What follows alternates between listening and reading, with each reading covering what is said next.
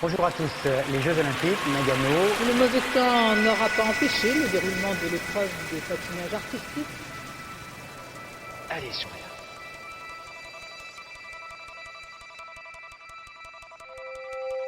Tu entends le murmure du public autour de toi. Tu ne sais pas combien de milliers de spectateurs contient le stade.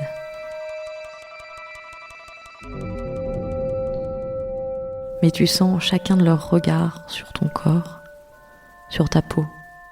La lumière vive des projecteurs t'empêche de distinguer le moindre visage. Alors tu souris. Tu veux que chacun d'entre eux voie ton sourire. Aujourd'hui, c'est pour eux que tu patines.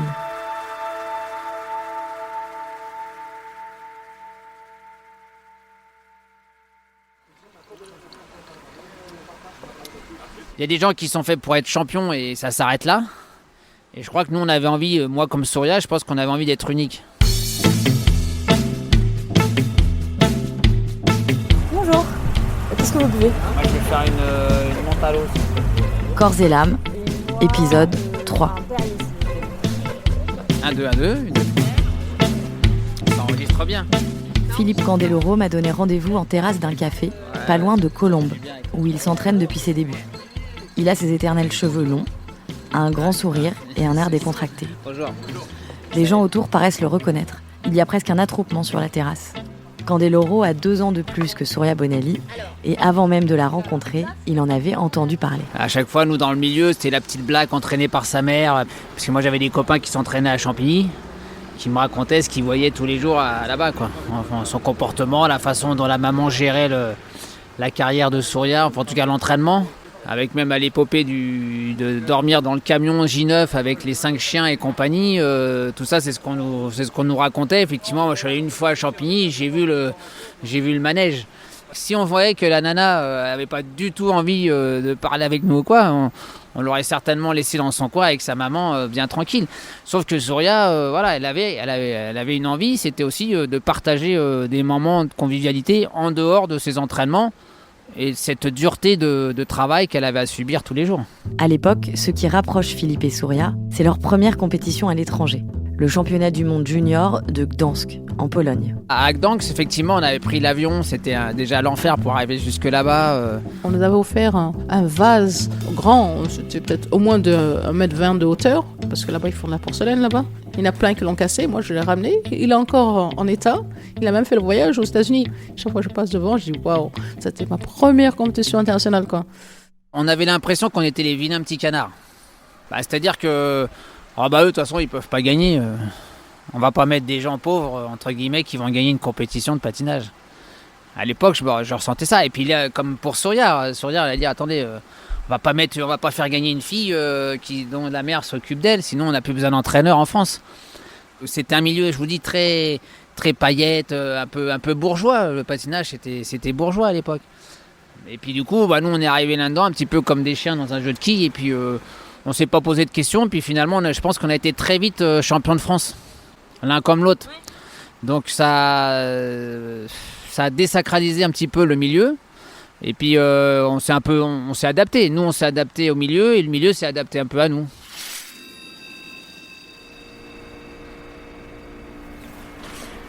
Je suis devant la patinoire vide. Et ça fait du bien d'être sans musique, sans bruit, avec juste ce gros néon. Je me suis mise dans l'espace réservé aux coachs. J'ai vu qu'il y a plein de livres avec des motifs de sol en fait, pour tous les niveaux en fait. Donc je me rends compte que le patinage c'est vraiment ça, c'est vraiment dessiné sur une surface. Je veux dire, c'est vraiment comme ça qu'ils voient le niveau des gens. Ça m'impressionne vachement, j'ai jamais imaginé ça. Donc les premiers, alors ils nous expliquent pourquoi il faut faire ça. La première leçon, c'est des petites droites. Pas forcément, c'est comme on patine, donc c'est des petites droites qui partent en oblique comme un épi. Et alors la dernière leçon, je vais pas leur perdre la page, c'est comme une sinusoïde et au bout de chaque sinusoïde, il y a une petite boucle. Ça m'a pas l'air très facile.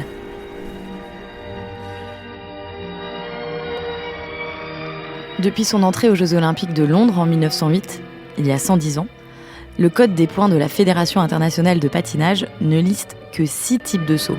Triple salto. Et c'est tout.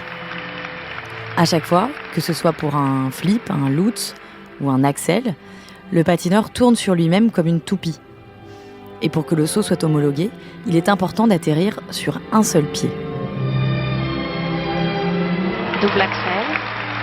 Tous les deux, vous avez quand même très vite inventé des nouvelles figures, essayé d'innover. Est-ce que vous aviez un regard nouveau ? Alors je pense pas qu'on avait un regard nouveau, mais je pense que de faire comme tout le monde, comme des petits moutons, ça nous plaisait pas. Mon prof avait toujours des idées un peu futuristes, différentes, originales. Didier Gaëguet. L'un de ses meilleurs amis était champion d'Allemagne. On le voyait en spectacle, à chaque fois qu'il venait à Holiday on Ice, il s'appelait Norbert Schramm. Et donc il faisait le salto, basique, le normal, quoi, le supérieur, quoi. Et donc il était là à baver, il était waouh, incroyable. Surtout c'était un homme, il était grand quand même, c'était comme bien 1m75 ou quelque chose, bien costaud. Il avait un sourire extraordinaire et puis il patinait d'une façon déjà originale. C'est lui qui a un peu changé l'esprit du patinage. C'est pour ça que d'ailleurs qu'il a voulu peut-être faire le salto. Très moderne, bizarre, les lignes cassées. Vraiment, on voyait qu'il avait dû faire de la danse. Il y avait quelque chose un peu moderne, contemporain. C'était un des meilleurs amis de mon entraîneur. Et du coup, ça lui donnait envie. Il lui a dit, viens, il faudrait faire le salto aussi. Pourquoi pas, qu'elle s'en pense. Il voyait déjà l'avenir, peut-être, je sais pas. Et donc voilà, donc il s'est dit, il faudrait. Et avec ma mère, on dit, pourquoi pas. Quelques jours avant ou quelques semaines avant que je fasse le salto, quelque chose comme ça, son ami s'est cassé la figure dans un spectacle et il a fini à l'hosto avec la mâchoire cassée, les dents cassées, tout le truc. Donc là, ça nous a vraiment refroidi là. On s'est dit, ouf, je suis pas sûre si on va le faire. Mais bon, on l'a fait quand même, quoi. On n'a fait que transcrire sur la glace des choses qu'elle faisait en se levant le matin.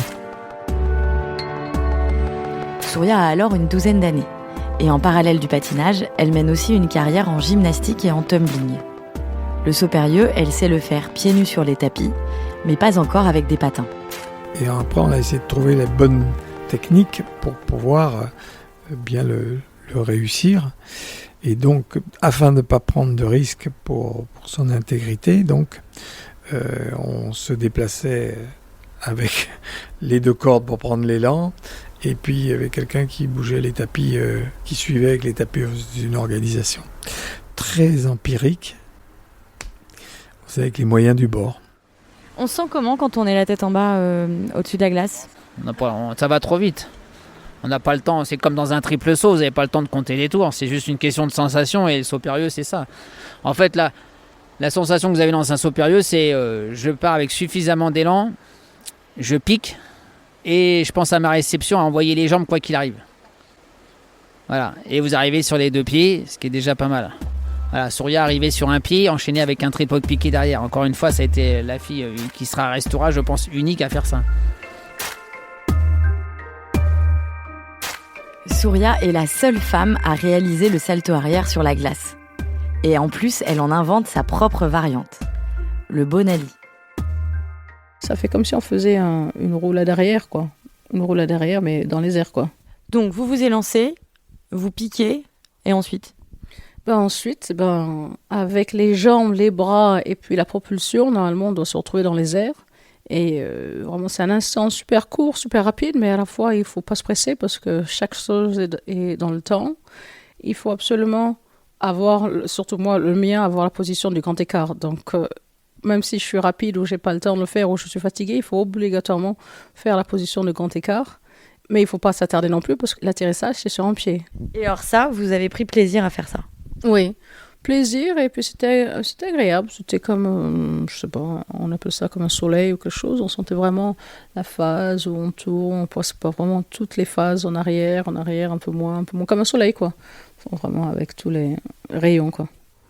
Personnellement, je n'ai jamais réussi, mais très sincèrement, je vois l'effort que ça demande et la qualité du travail qui a dû être fait pour faire ça, pour quelque chose qui, quelque part, lui servait bien sûr dans les spectacles, dans les galas, parce que c'est très spectaculaire, mais ça mériterait aussi d'être et c'est toujours pas aujourd'hui, réglementée dans le patinage parce qu'on considère que ce type de rotation n'est pas celle du patinage, c'est celle de la gym.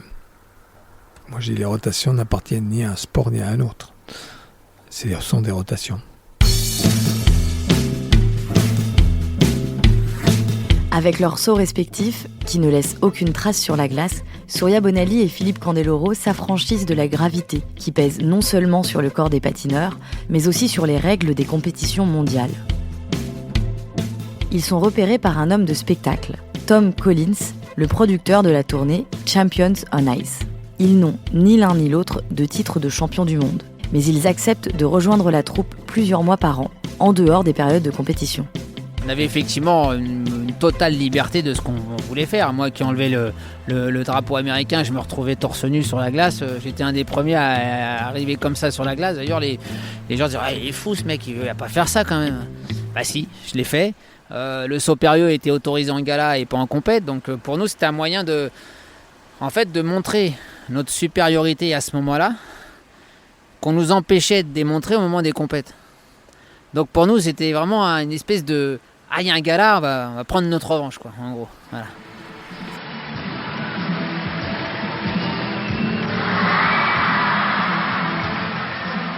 Il y a des jeux de lumière incroyables qui sont bien pour le public, mais pour un patineur, c'est super stressant parce qu'on ne voit pas. Souvent, la glace est toute noire et il y a juste un spot sur vous, donc c'est très, très, très difficile. Mais bon, j'ai appris à faire quand même mes sauts, même en spectacle. Et ça a été apprécié pendant de longues années.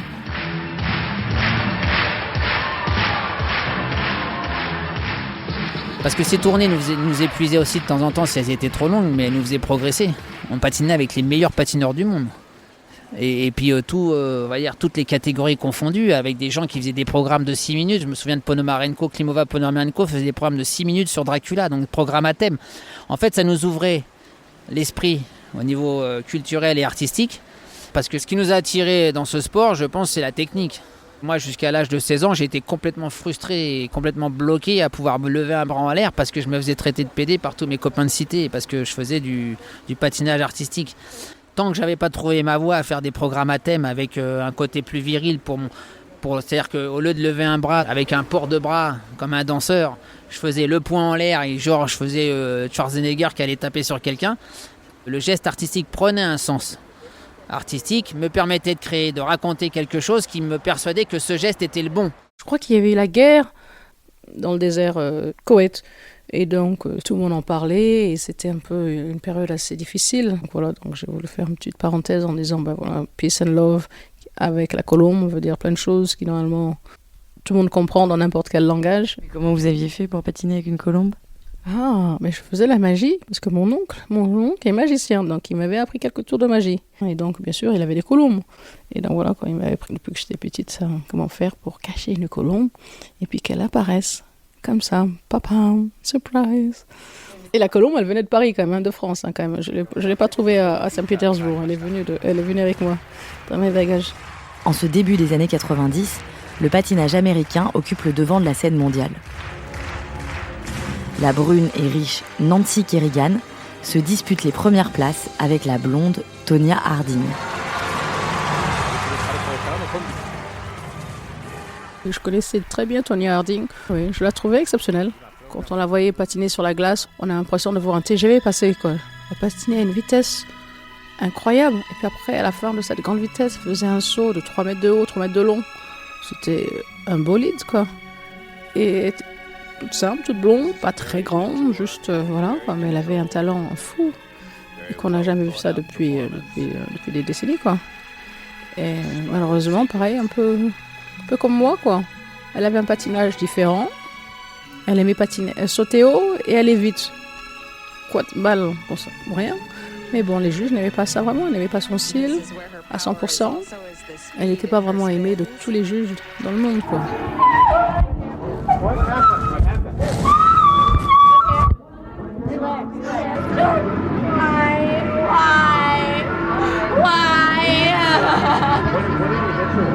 I don't know, some hard black stick. Something really, really hard. Ces cris de Nancy Kerrigan font le tour du monde. Elle a été frappée aux jambes à coups de barre de fer. et l'assaillant s'avère être un proche de Tonya Harding. Le duel entre les deux patineuses passe de la rubrique sportive à celle des faits divers. Pour l'heure, le FBI se refuse à tout commentaire. Tonya Harding est condamnée à $100 000 d'amende, assortie d'une mise à l'épreuve de 3 ans.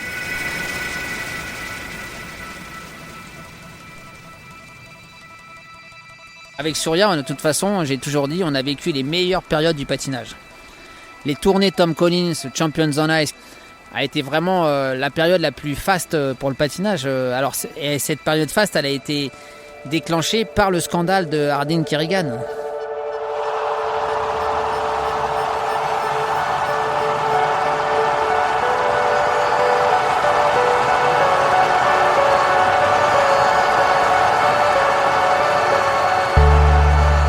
Moi, je me souviens, avec Surya, on a patiné devant 36 000 personnes, le record du monde de nombre de spectateurs dans une salle aux États-Unis. Et moi, quand je faisais Rocky pour descendre là, des marches, des gradins, ça me prenait 1 minute 10, alors que d'habitude, ça me prenait 30 secondes.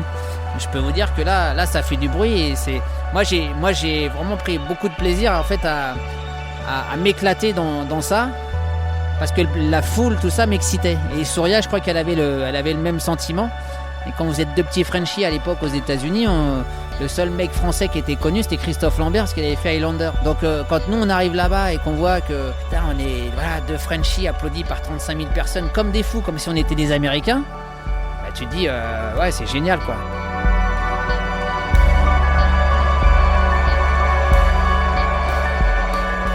Mais cette popularité a un prix.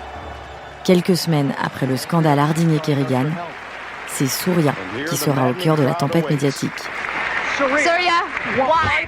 Pourquoi n'avez-vous pas accepté la médaille? Qu'est-ce qui s'est passé? Parce que c'est pas ma place. Et je suis vraiment déçue. À suivre dans Corps et l'âme, épisode 4, le paramètre humain. Vous méritiez cette médaille d'or, Surya?